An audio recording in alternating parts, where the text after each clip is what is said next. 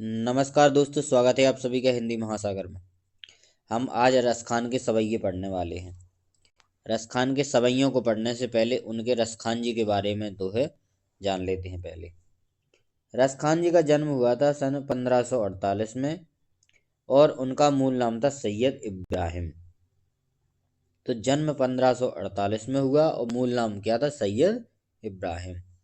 वे दिल्ली के आसपास के रहने वाले थे, लेकिन उन्हें कृष्ण भक्ति ने ऐसा मुग्ध कर दिया कि जाकर के उन्होंने गोस्वामी विट्ठलनाथ से दीक्षा ले ली और जो है ब्रजभूमि में जाकर के बस गए। सन 1628 में लगभग उनकी जो है मृत्यु हो गई। तो वैसे तो नाम से ही पता चल रहा है कि वो मुस्लिम धर्म को मानते थे। पहले सैयद इब्राहिम नाम है उनका मूल नाम। लेकिन कृष्ण भक्ति ने उन्हें इतना प्रेरित कर दिया, इतना मुग्ध कर दिया, मतलब कि जो है वो उनके बारे में जानने के लिए व्याकुल हो गए और जाकर के उन्होंने गोस्वामी जो विट्ठलनाथ जी थे उनसे जाकर के दीक्षा ले ली और जाकर के वहीं वृंदावन में ब्रजभूमि में जाकर के बस गए। रसखान जी की जो उपलब्ध कृतियां हैं उनमें हैं सुजान रसखान और प्रेम वाटिका। ये दो उनकी जो है रचनाएं उपलब्ध हैं अभी। रसखान रचनावली के नाम से उनकी रचनाओं का एक संग्रह भी मिलता है रसखान रचनावली में, जिसमें उनकी जो रचनाएं हैं उनका संग्रह किया गया है। प्रमुख कृष्ण भक्त कवि रसखान की अनुरक्ति न केवल कृष्ण के प्रति प्रकट हुई, बल्कि कृष्ण भूमि के प्रति भी उनका अनन्य अनुराग व्यक्त हुआ है।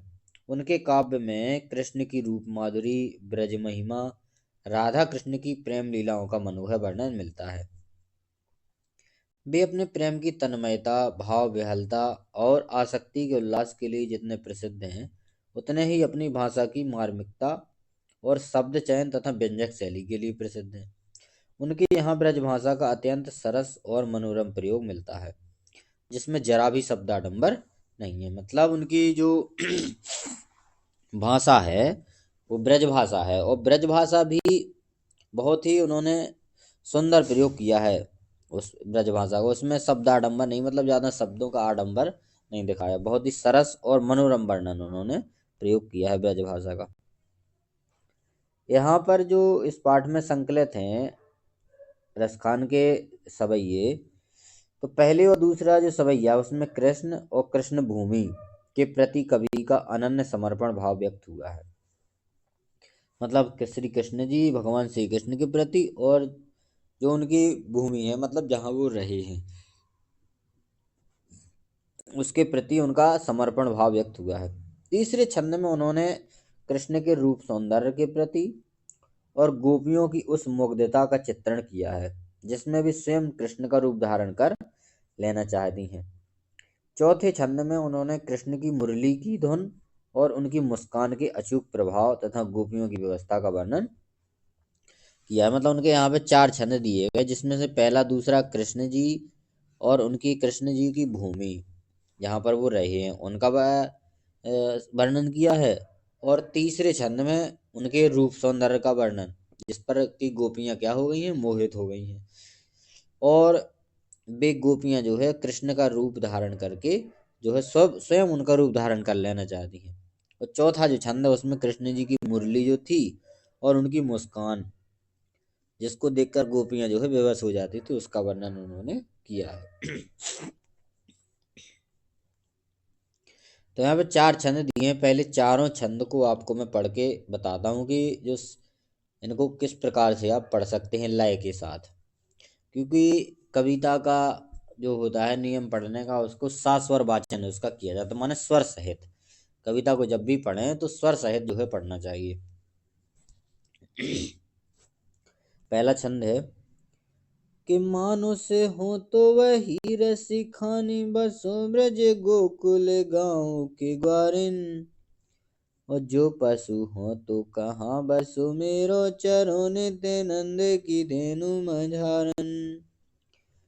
पाहन हो तो वही गिरी को, जो कियो हर छत्र पुरंदर धारन।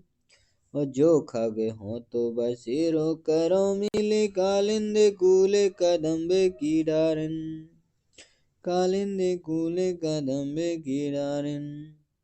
दूसरा छंद है याला कुटिया रुका मरिया पर राजे ते हूँ बुरे को तज डारो।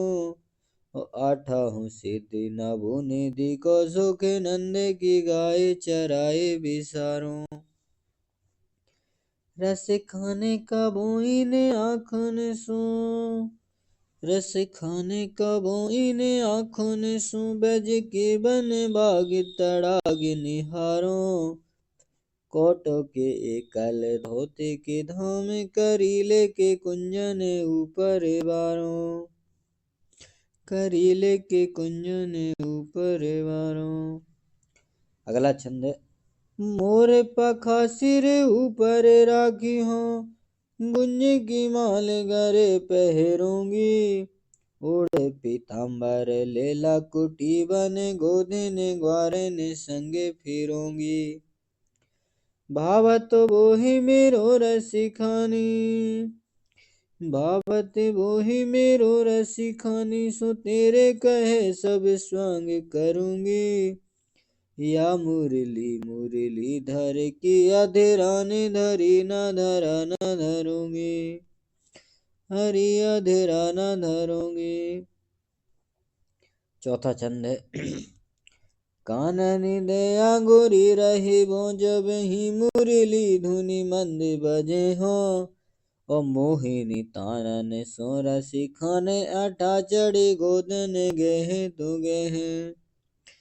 तेरे कहों से गिरे ब्रज लोगनी और तेरी कहों से गिरे ब्रज लोगन काले ही को के तीनों समझे हो।